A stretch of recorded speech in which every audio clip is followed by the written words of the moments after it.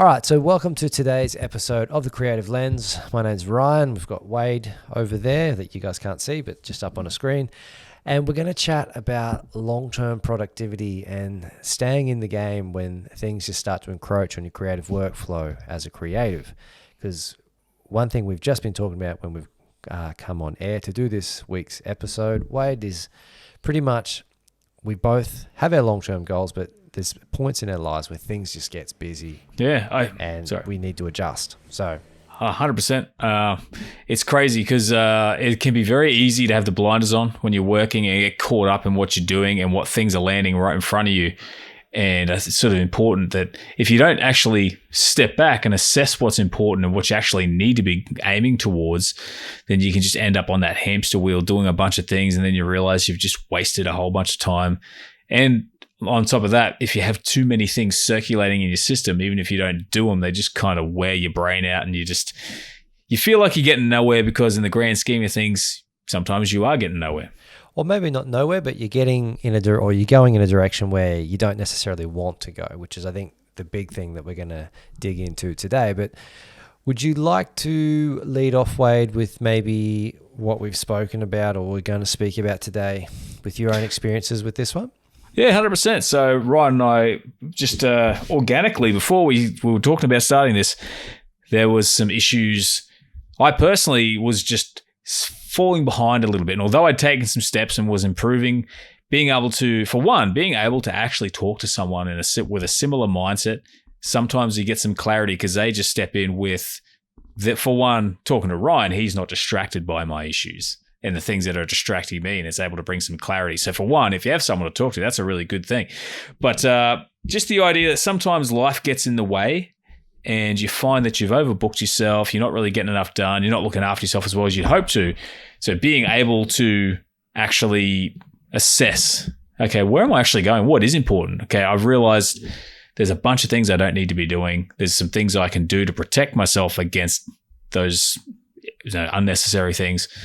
And it's just being able to look at that and reassess. But I think that, just to interject, I think the thing with that is what should largely determine your decision-making process in what to leave in, leave out, pivot, readjust, whatever you want to do, is looking through the lens, pardon the pun, of merchandise links below. No, just kidding.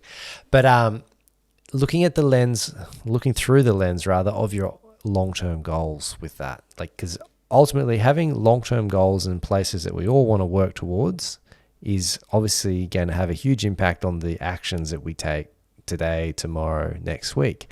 So having that we can take that time out and go, okay, is what I'm doing right now leading me in the direction where I want to be in 5 years' time, in 10 years' time? And if not, what can we adjust? How can we adjust to be heading in that direction? Exactly. So for instance, one of my goals that we were discussing was simply, obviously when you're in business, income is kind of the main goal, but there's not really just one form of income. So I have a YouTube channel that is, I'm on YouTube full time, and I have things like ad revenue, affiliate products, my own products, and sponsors. And one thing, for instance, is with the sponsorships is sometimes you get sponsors from people that don't align with what you're doing, or sometimes you find that the deal looks really good and you kind of want to take it for the money. But the thing about that is I'm basically, when I take on a sponsorship, I'm receiving money for the video I'm doing, but unless it aligns with what I'm doing, it doesn't really grow my business or my channel, because essentially my goal was to create something that could generate an income on its own. That was the whole point. It's a lifestyle business. I need something that can operate and generate the money without me. And although I'm always working on it, every piece of work I do becomes an income generator. But when you start getting caught up with things that are transactional, like I dedicate my time to one person and they pay me money, then it stops. So being able to reassess was essentially what we were talking about in regards to my channel. So being able to go, cool, when I run a business, how do I want that income to operate? What's the main priority for this to become a sustainable lifestyle business for me? And how do I aim towards that? And what is actually going to take away from that? Well, this is something which is it's a bit of a it's a bit of a reoccurring theme, I think, for a lot of people in the space of making like creative content, which whether it's educational or product based online. This is something I hear of a lot of YouTubers talking about, how they just feel like they're just working for sponsors, and they get trapped into that area of with their content and with their work that they're putting out. And I think that's the thing, like by having a bit of foresight with where you actually want to get to, because there's many ways you can monetize things. You don't necessarily have to use sponsors, or like you said, there's using the sponsorships that are in line with what your long-term goals are. Like for example, I've got, my channel's not as big as yours, Wade, but I've had a few offers and approaches for sponsorship deals, like just small stuff, but it's just I haven't entertained it just because it's just not in line with what I'm doing. And it's, I would hate to be in a position where I've got to do a video or do some content on something which I'm just doing it for the money, if that makes sense. Yeah, 100%. And your time and energy are basically currency. So, and your credibility too, man. 100%. That's the thing. So that's the thing too. When my channel took off, one of the things that really bewildered me a bit was the amount of sponsorship offers I received, which sounds great, but it can be a negative thing because you literally sometimes are looking and going, wow, it could be an opportunity here. So you're spending so much time assessing all of these sponsorship opportunities to see if they align with your audience, and also quality test to make sure that it's not like the amount I turned down multiple amounts of sponsorships as opposed to what I actually take. Because I don't want my audience to go, what the hell is he talking about? Because even if I make that transaction and get the money for the sponsorship, I then kill off a part of my channel because people are like, well, this guy's not trustworthy. And then in the opposite respect to that, even when you take the sponsorships you want, if you take too many, you might spend too much time working on the sponsorship thing and treading water. Let's say you're making $5,000 a month online. You could be treading water because you're relying on sponsors instead of going, cool, what if I can step back to $3 or $4 grand a month, survive off that, and then I have an extra day to work on things like products and other things that over the long term will take you far beyond that instead of being stuck there because you're just on the hamster wheel with sponsors. So, and the other thing too, I think, the next thing rather is we should look at some like the tool that you can look that people can use to take a bit of an evaluation in what they're doing creatively in their business. Excuse me. And that's like the pie chart idea, whereas you can look at where your income's coming from, whether it's like sponsored videos or like we're talking about YouTube space here, like ad revenue, products, affiliate links, stuff like that. And you can determine, breaking down, okay, what percentage of my income coming in is being taken up by each one of those different facets. And then you can then make the assessment, okay, so which one of these slices of the pie or facets do I want to grow? Do I want to have a bigger piece of pie, so to speak? I agree, man, 100%. Because we've been talking a lot about sponsorships, but that's just an example. The pie is anything. So YouTube's always a great example because that's the one I feel that we operate best in. But when I was freelancing with web design even, like the biggest chunk for me, I noticed I would spin my wheels doing certain design work might be designing t-shirts or creating little booklets or things like that. And I got to the point where I was like, well, I'm only going to do flyers, like social media graphics or websites, because I noticed that for one, they were the bigger chunks of pie in the chart. But also when you look at that chart, you also have to realize, okay, now how much time is each thing costing me? Because if 70% of the chart takes you 90% of the time, but then 20% you're only spending 5% on, I don't know if that's a great way to put it, but I feel like there could be opportunities in the smaller slices as well. So looking at, squeaky chair. So looking at the pie going, yep, what's making me the most money? However, also what is delivering the most against the time invested is also another way of looking at it. So you can really sit down. I actually even recommend, if you have that pie chart, get a notepad out and start assessing those bits and pieces and sort of really thinking about what it takes to make that chunk. Well, it doesn't necessarily have to be a pie chart. It can just be knowing what the percentages are. Like, because I've seen this, like one example I can think of is I did helping out a filmmaker, do a bit of consultancy there. And just because he felt like he was working too much for not enough money. And so I remember sitting down with him and just going, okay, so what are the 3 avenues, or what are the 3 areas of your actual business? And they were weddings, corporate videos, and then music videos for artists. And so, okay, so that you need to go home, get your books out, talk to your accountant, break down which one of those, what percentage of actual your total income is made up of those 3 things, and then how much time you're investing in each one of those things. And for him, universally, he was investing all the time in music videos for bands. He said it took up like 80% of my time and was like bringing in 5% of the money. Yeah, drop that. So he literally dropped that, like, and then just said like he felt like he was working part-time and then just doing extra like wedding and corporate stuff. Man, it's such a good insight, hey, because that's the thing. Once you can understand, and like I said, I like the chunks. It doesn't have to be a pie chart, but as long as you understand the chunks and or the sizes of the relative amount, and you can look at what it actually does for you time-wise. Once you've assessed what's valuable and what's not, for one, you can drop it, and that can be a very powerful thing. There's another thing you can do, which you mentioned to me earlier, which was just hike the price up. And I did this with websites. I remember one time, there's a period of time where I didn't want to take on websites or certain types of websites. So I doubled the price, and people still kept ordering them to the point where I was like, I still don't want it. So I jacked the price up again. And eventually it finally curbed back. But then instead of doing 3 or 4 websites and getting like 6 or 7 grand, it was just 1. So don't get me wrong, when people expected a little bit more work out of it, but it was we're talking like maybe 10% more work. So for one, you can drop it. 2, you can set up a barrier, which is hiking up the price.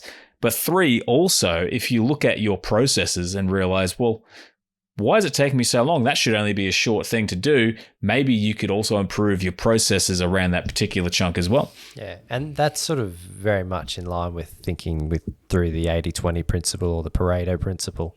Yeah. Where you got to look at what is actually, for people who don't know, the Pareto principle is, or the 80-20 rules that's popularly known today, is where there's a ratio where, roughly speaking, or generally speaking, 80% of your results are derived from 20% of your efforts. So taking that same view to your work life, you can look at where you're getting the most efficiency and reward on your time invested.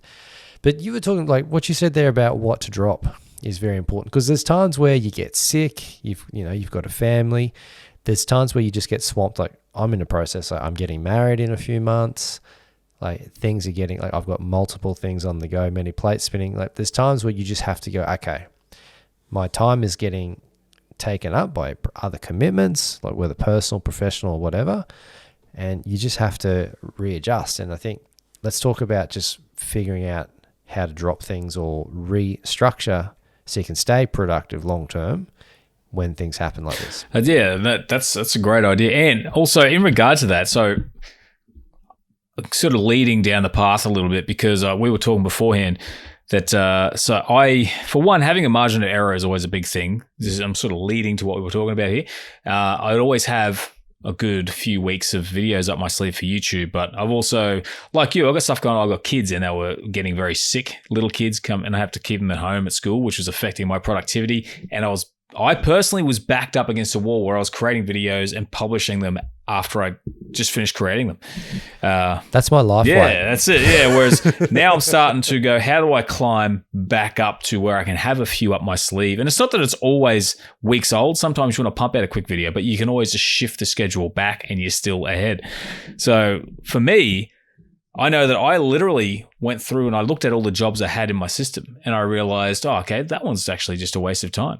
One in particular was a particular job that was working out a promotional plan for a product, which I had a promotional plan for it, and I'd done the 20% of the work that gets 80% of the results. But I looked at it and realized I'm going to be spending a heap of time doing work on promoting this particular product only for it to be a very minuscule amount compared to the major stuff I've already done. So I just dropped it. I can always come back to it. And then assessing, going, cool. And then I saw that I had some things in there for while I'm primarily YouTube. I still have the odd client just trickle in here or there. And I literally looked at a few of them and I just dropped them basically politely. You always want to be professional. It was like sent them an email saying, hey, look, this scheduling is not working out for me at the moment. Unfortunately, I'm not going to be able to deliver the result that you want in the time frame. And I got early enough. It's like, if you can find someone else, you're going to get a better result, and it's just not going to happen with me right now. So being able to look at and go, cool, is this going to work towards my end goal of having a business which is lifestyle-based, sustainable, and building more of a passive / leveraged income? Or is it just going to be taking up my time for one quick paycheck? Do I need it? And that's what I was looking at. And that's when you can also refer back to that pie chart, is some of this stuff falling into the undesirable categories, the stuff that I want to get rid of. So understanding and reviewing, I think it's probably good to review once every so often, so that when you hit the wall, if you have some kind of breakdown written down somewhere, you can just step away, clear your mind a bit, look at it, and then reassess everything and start going, cool, what can I get rid of? Also, what can I postpone?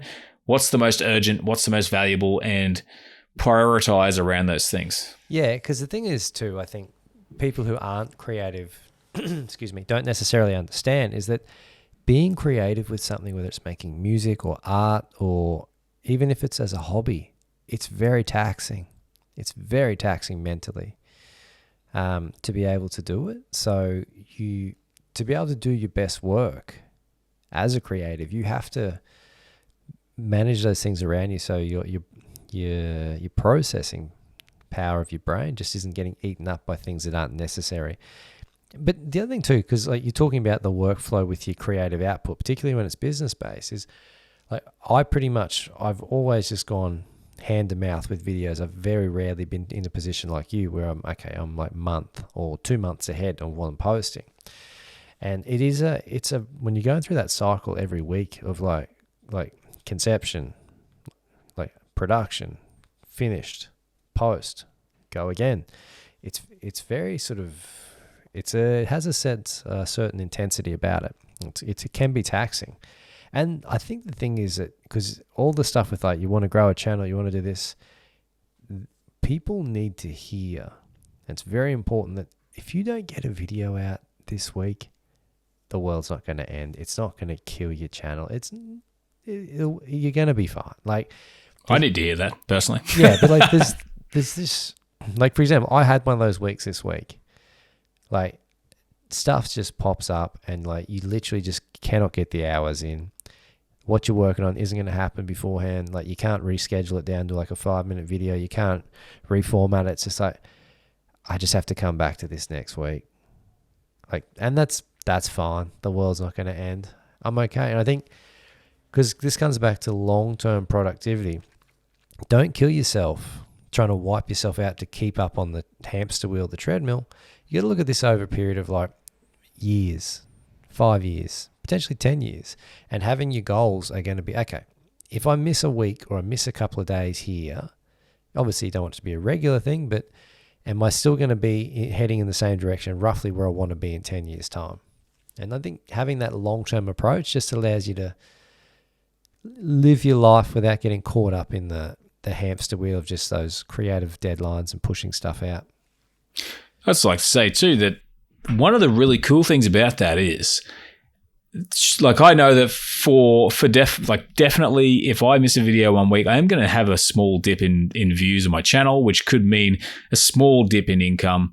But, rarely should you be in a position where you're that desperate for the money that you can't afford that. But one of the positive things about working on something and realizing you're not going to have it done by this week is all of a sudden your next week looks better because most of your work is done. Because if let's say you can get to 70% through your video or project, whatever it is, and you go, well, it's not going to happen this week, and you have to do another one next week, YouTube specific, but it could be any type of creation type thing where you've got a schedule. I find that, oh, cool, well, next week's video is already mostly done. So I just have to finish it off. So sometimes I find that's like a nice relief as well. But the other thing too, like there's an old, when I was doing more composition and production music, there's an old saying, Wade, do you want it good or do you want it Monday? Yeah. Like And I would, to counteract that, or to counter that art, that where it's like, you might suffer a short-term dip, like, which has a monetary value. But I would argue that one thing I noticed, particularly when I first started my channel, I was just pushing out whatever I could. Like, I just thought frequency was king. So I was doing 5 videos a week. I don't know how I did it. Like, I did like 5 videos a week for like the first year. I have no idea how I did it. And they're rubbish. Like, well, I think they're rubbish now compared to the content I'm doing, but it's the best I could do at the time. And it was just, I was doing 5 videos. I don't know what happened. I don't know how it happened. But looking at the analytics after like having time to sit back and think about it, it was like, okay, well, only 1 in 20, 30 of those videos was actually doing okay. There's a lot of videos that were just dead space.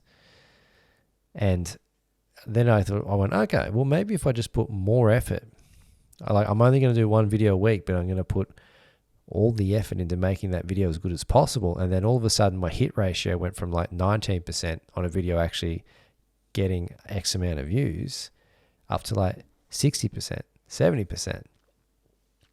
And the thing is, it's more sustainable. So finding that rhythm creatively, and look, I've done this like in a large, whether it's YouTube or whether you're doing musical compositions or you've got deadlines you got to meet, like sometimes it's just not going to make the deadline.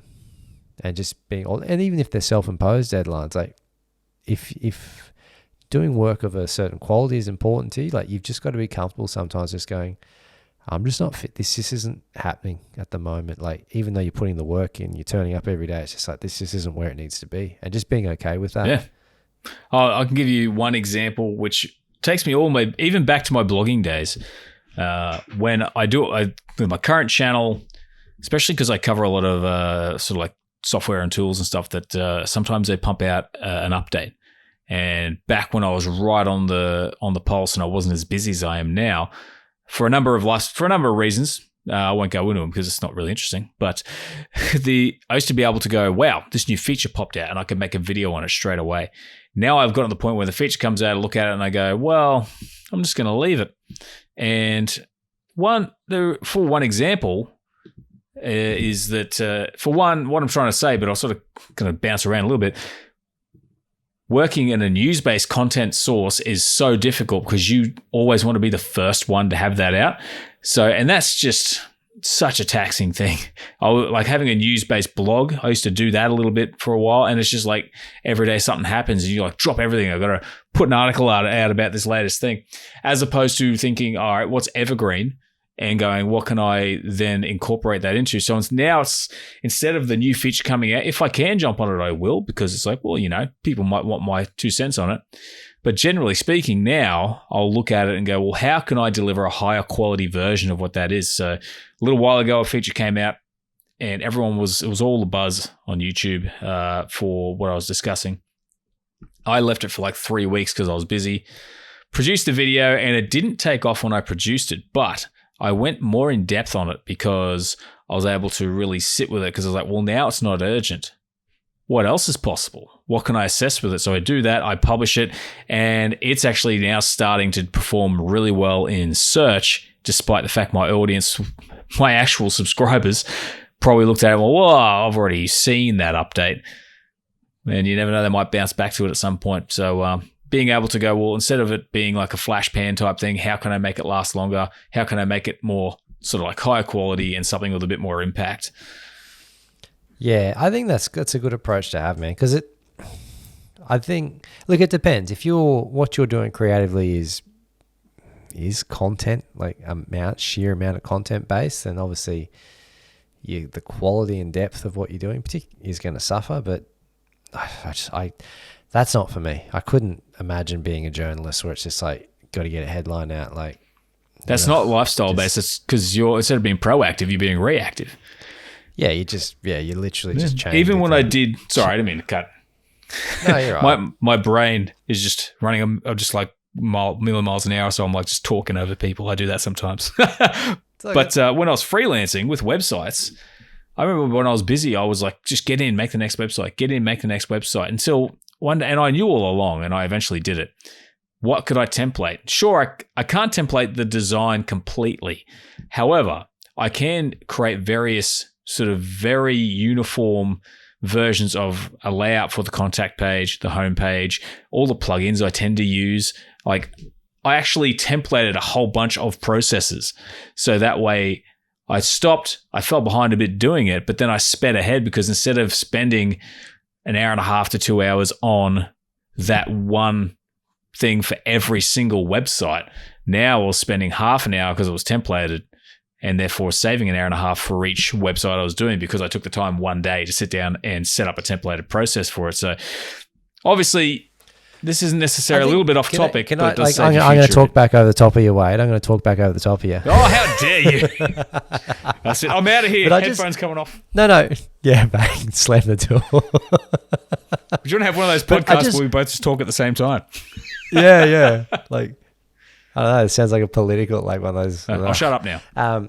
No, you're right, dude. Because I think there's an underlying thing which jumped out to me there is, in order to do your best work as a creative, you have to be calm. There has to be a sense of calmness. Because if you're just frantic all the time, you're eventually going to get to the point where you're just going to get worn down, and it's going to affect your work outside of your creativity or your life in general. And if you're calm and can be calm in the face of chaos and work on being calm, then that's going to flow over into other area or the other important areas of your life. And what's going to allow you to work long-term and make consistent effort towards these long-term objectives is that sense of calm. Like, your best thinking will come from a calm state of mind. Your best work will come out of a calm place, like a calm environment, calm mentally, calm physically. Like, there's nothing I'm not going to say sweeping that, but it's sport. Like, I'm sure if you perform a lot better, like for example, with like jiu-jitsu, I roll way better when I'm calm. Like, if you're looking for something if you're trying to go in for something too particular, you miss the other opportunities that pop out at you. I agree, man. I think too that, and one thing about that, so in jiu-jitsu too, when you're rolling, you don't think about anything else. As a creative, you're hoping to find flow state, which is, that state where you're so focused, it's almost like you almost lose like a bit of consciousness to a degree. You just look at the clock, you don't realize that hours have passed. You're so focused. And it's funny because being a creative, and that's not just a creative thing. If you're working on any task, that is the best mindset to be in to get things done. But if you're a creative, you kind of have to be able to organize at a separate mental state so that when you get to that job, you can relax and enter flow state. So you kind of have to go, cool, I'm turning the manager brain on now. What am I doing this week? Organize everything. Boom. I've got it. Well, not this week, but whatever your cycle is. You organize your work schedule around, and then all of a sudden, cool, I'm on this task now until this time. And then you can literally just focus, enter that nice flow state where you're actually doing your best work. So it is important to not overburden yourself and be frantic, because you won't enter that state. You'll be just too busy trying to get things done quickly, and your quality will suffer. Like, if you're a painter, like in the analogies, like you'll be painting with a narrow palette. You'll only have a few colors at your disposal if you're thinking like that. Or if you're painting a house and you just literally jump right up the trestles and he's slapping paint on the wall, the guy comes home, he's like, what the hell is this crap? And you're like, sorry, mate, got things to do. Mate, I guess if you're a house painter, only two or three paints will probably do you. But yeah. I know. I just felt like no, speaking a bit. Good. That's clever, actually. Yeah. All right, dude. Well, look, I think we've if we try and sum up the key points out of today's chat, like, what are the real nuggets we've sort of gone over that we both find useful in terms of our own creative endeavors? Oh, absolutely working out what the end goal is and how you want it to look. So finding out where you want to go and how you want it to look like, pretty much trying to assess, possibly eliminate things which aren't going to contribute to that as long as you can get by. And yeah, just trying to become more efficient, trying to be better organized, and know what you can say no to, know what you can improve, and basically just have that ability to step back and assess everything. Yeah, and like I think you hit like 90% of it on the head there. The other thing was the big tool today was that making that assessment, like that pie chart or that percentage breakdown of your incomes, like if your creativity is linked with the business. And I guess the big thing I was trying to get across is like just making sure like balance and calm, like really important. Yeah, I feel like that's analytical brain and creative brain. Yeah, sorry, man.